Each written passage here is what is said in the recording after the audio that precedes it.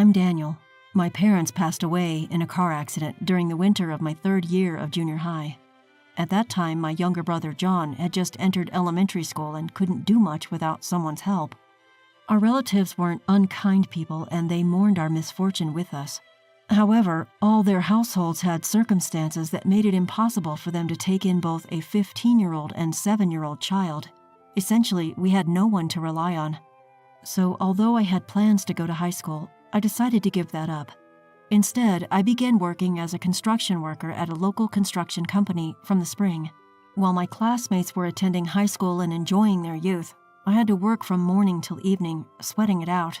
It was tough, and people around me who didn't know my situation suspected poor academic ability or bad conduct, which sometimes made me feel miserable. But watching over and raising my little brother was much more important. I didn't want him to feel lonely, and I wanted him to live as normally as possible. Therefore, I worked my tail off every day, doing house chores even though I wasn't used to it, and helping him with his studies at night, spending all my time raising him. Perhaps, thanks to that, he grew up to be a studious and hard-working young man, progressing smoothly from middle school to high school, then to university, and eventually getting a job. Intelligent and hard-working, he is the pride of my life. When John went to college, a relative who helped him financially said, "It's because of you, Daniel, your hard work, that John grew up so straight." I was prouder than ever. One day, my adorable younger brother brought his girlfriend home. She was the daughter of a large company. She certainly had good manners and seemed smart.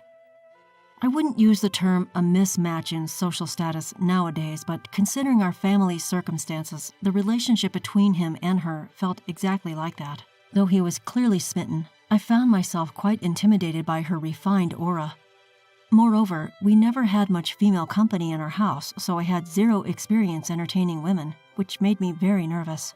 Despite the nerves on my part, it seemed to have been worth it. His girlfriend showed appreciation for our hospitality, and she treated me kindly, acknowledging me as her boyfriend's brother. I envied him for having such a wonderful person as his future wife. I wanted them to be absolutely happy, so I wanted to cherish my sister-in-law as much as him, at least at first. Since then, John's girlfriend has come to my house several times. Although she seemed uncomfortable in our small house, she behaved cheerfully most of the time. I was happy to think that she was getting used to our house. As if to validate that feeling, when it was decided that he and she were to get married, I felt even more relieved and delighted. However, it was a Sunday, just about a week before the wedding ceremony. Though I had the day off and was taking it easy at home, I received a call on my cell phone from John's girlfriend. Even though it was only over the phone, her voice sounded very different from when she was with him, and she sounded upset. "Brother-in-law, about John's and my wedding next week. Could you not attend?" "What do you mean?" I asked, surprised, but she continued without paying attention. "Well, you see, my family has a fair bit of stature. I can understand John being there because he's brilliant and handsome regardless of his background. But for someone like you, Daniel, who lacks educational and professional credentials, to be part of our family is a bit troubling, let's say. It's not just about me. I can't put my parents through the embarrassment or discomfort." She spoke clearly, not mincing words. John had told me that he liked her straightforward personality, but to me, it was just cruel. "I understand that legally you can't sever the ties of brotherhood, so I'll give up on that. But at the very least, I would like to pretend you don't exist. All I'm asking is for you to not attend the wedding and not be present at family gatherings. Can you do that, for the sake of John's and my bright future?" Regardless of how she feels, when she says it's for his bright future, I can't deny her words. After all, I've lived my life up until now for his happiness. I can't go against that policy at this point, even if that meant I couldn't be present on his big day. I understand your point. I too have lived long enough, and it's not like I haven't been told about my lack of education and career credentials. If my absence will be beneficial for John and you, I will not attend the ceremony. Is that okay? "Yes, I really appreciate it." As soon as I confirmed my absence, her mood seemed to brighten, and she said goodbye in the cheerful voice I was familiar with, and hung up the phone. After the call, I felt a wave of exhaustion and ended up slumping on the floor. Even though I said all that, it doesn't mean that I'm not upset. Rather, the fact that someone who is going to be family, his wife, thinks of me in such a way is sad. What's most painful is not being able to attend his wedding. I wanted to take our parents' portraits there and celebrate with the four of us as a family. But I can't deny it. The truth is, my academic abilities are not strong, and my employment history is not something to be proud of. It was my own decision to give up on pursuing a higher education, so the one to blame is actually me. I'm the one dampening his new beginning. I'm the one casting a shadow over his important milestone. As I fell into deep self-loathing, I spent the day feeling depressed. After being in a daze all day, unable to focus on anything, he returned home after finishing work. While having dinner, he shared various things with me about the wedding reception, honeymoon, and their future life. However, due to what he had said earlier, I found it difficult to come up with a witty response or engage in a meaningful conversation. "Daniel, what's wrong? Are you feeling ill?" John looked at me worriedly, but I didn't know how to respond. I'm not particularly bright and I'm bad at lying. So in times like these, I usually speak up, but I don't want to say anything bad about the woman who is about to become his wife. However, if he were to say the same thing as her, then I could accept it. I could bear to graciously decline attending the wedding. Afterwards, realizing the importance of my relationship with him, I mustered the courage to be honest and share all my feelings and thoughts, even though I knew it might make him dislike me. "Your girlfriend told me, someone who can't exactly boast a life to be proud of, not to attend your wedding," she said. "If you feel the same way, just tell me outright. The most painful thing for me is to be a burden to you. If you don't want me to attend, I'll gladly comply." And then, with a voice seething with anger from the core of his being, he said this to me. "You really think I would say something like that? There's no way I could think something so cruel about the only family I have." Roaring those words, John calmed down a bit. Then, with a look as if he just thought of something, he said to me, "Daniel, how about not coming to the wedding just as she said? Please, I'd like you to wait for me at home. Is that okay?" "Wait, what do you mean?" The words were quite shocking, but I understood from John's subsequent words that there was some thought behind it. "There's no need to show up to a celebration involving someone who says terrible things, Daniel." On the wedding day, although I was told not to come, I was still worried. To my brother, I'm the only person he can call family. I couldn't help but worry if there were any issues or disputes during the family gathering. So I got dressed in my brother's suit and secretly went to the venue, but it was strangely quiet at my younger brother's place.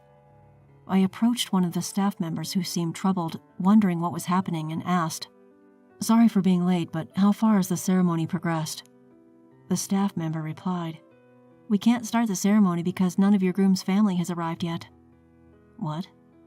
I was led to John's dressing room and asked him, "John, our uncles haven't arrived?" "Daniel, that's right. I told them not to come." "Why did you suddenly say not to come?" "If I told our uncles and aunts what you've been told, they'd say, well, we're the shameful relatives who couldn't help when you needed. So we won't attend the ceremony. That's why nobody's coming today. I just thought I'd eat the food and go back. It's a waste otherwise." That's completely outrageous. I can't hide myself shaking up. Why would the entire family go to such lengths to make things difficult? It was supposed to be a day of celebration for you. What could have possibly led them to such a decision? Seeing my silence, John reassured me by saying, "I loved her, but I can't forgive her for what she said to you. My pride. Uncles in our family feel the same way. If she can't consider you as family, I can't be part of hers. I'm thinking of breaking off the engagement." Just as John finished speaking, a woman burst into the room. John's girlfriend was in her bridal gown. "How long are you going to keep me waiting? We're already past the start time." To the agitated her, John replied calmly, "At the very least, none of my family will be coming. Daniel here didn't come for this wedding. He's just here to see me. Let's just have our meal and call it a day. As for you and me, we can't get married. I'd like to say this engagement never happened." "That's impossible. You can't just cancel the wedding at the last minute like this." John's response to his girlfriend, whose face turned red with embarrassment and anger, was cold. "You seem to have said some pretty terrible things to him. Remember the family issues we discussed before? Knowing all that, you decided to say something that would upset him, and while I wasn't around at that." I was pretty surprised at first how low you could stoop, but then I realized you're exactly the type to do something like this. You only see people based on their achievements, don't you? Unfortunately, I'm also what you'd call a failure raised by another failure, so I can't marry a woman who doesn't care about my family." She burst into tears. "I'm just telling the truth. I can't introduce a family where the husband's family consists of only high school dropouts working in construction. How shameful." I asked myself if I could remain silent after being talked to like that. John defended me and sided with me, and if I kept my silence, it would make him look foolish. This was an issue between her and me. While she might be right, I have lived my life doing my best. It hurts when someone who knows nothing about me looks down on me. Yes, I might not be the brightest, and I have no prestigious credentials, but even without such things, I have lived my life strongly to protect my precious family. You have no right to deny my way of life." With her hysterical crying and my loud voice, her family and the venue staff began to gather. Inadvertently, everyone heard her offensive words. Her parents, figuring out what was happening through her words, began to bow their heads to my brother and me. "And here I thought you finally found a man to marry, and you start saying such things. I thought I could finally relax, thinking you were going to move out." Her father, his head in his hands, scolded her. "We deeply apologize. It's partly our fault for spoiling her too much. We sincerely apologize and hope you can forgive her." Her mother, despite wearing a beautiful dress, was making a shamefaced, apologetic expression and bowing to my brother and me. Even her friends who were attending the wedding seemed to have had enough of her offensive remarks about the groom's family. No one came to her defense or interfered. The attendees just stared at her in disbelief. Even she, usually so glib, was left speechless. Perhaps she finally realized the reactions her words were causing, or maybe she finally understood the disastrous situation she had created. "I was 7 when our parents died," John began. "My older brother, who started working as soon as he finished middle school, has been sacrificing so much for me. His life isn't something that just anyone can emulate, and even if I was in the same position, I don't think I could have done it. Even if one has a good education, it doesn't guarantee they can live that way. I knew this even when I was 7, but you couldn't understand that. You're less mature than a 7-year-old. I can't marry a child, and I don't want to, so I'm breaking off our engagement. I don't want to see you anymore." After saying this, John apologized to her parents for the abrupt cancellation and then to the staff. Though he had apologized very respectfully and humbly, it was also a clear statement that he had no intention of changing his stance. She, who ruined one of life's biggest turning points, her wedding, through her own actions, stared blankly at the aftermath. "You have a family who scolds and protects you in times like these, right? My younger brother, too, when he heard about our phone call, was angrier than me. While educational background and work history are certainly important, for me, he is far more important than any of those things. So, knowing he outright refused to marry someone like you, I'm a little relieved now." She cried again. It was probably the only thing she could do. And so, the wedding ceremony was canceled before it could even begin. Afterward, John really did break off the engagement with her. Since they hadn't submitted their marriage license yet, there were no procedures to be taken care of, and he quickly cut ties with her. Later, some attendee disseminated photos of the scene online, and it seems that she and her family lost their standing at work because of this. She probably won't be able to date or marry for a while. It's probably a good medicine for her who was so arrogant. John says that she took care of the entire cost of the wedding cancellation. Of course, it's only right, since she was the one who caused this mess, and we, the victims, don't need to worry about it. I'm grateful to him. I don't know anyone else who would get so angry for me. Not just because we're family, but because he respects me as a person, and although this isn't the ideal circumstance, I got to learn this again. After this incident, it feels like our bond as brothers has deepened even more. I'm really proud of John, whom I've raised with care even though we don't have parents, for growing into such a fine person. Encouraged by him, I started studying for my high school equivalency exam, something I'd been contemplating for a while. A year later, I passed the exam and switched jobs. It's a completely different field from what I was doing, but learning something new is fun. While working hard, I got my first girlfriend. Of course, she's a woman who values me and my precious family. I plan to invite her over and introduce her to John soon. I want to brag about my wonderful younger brother.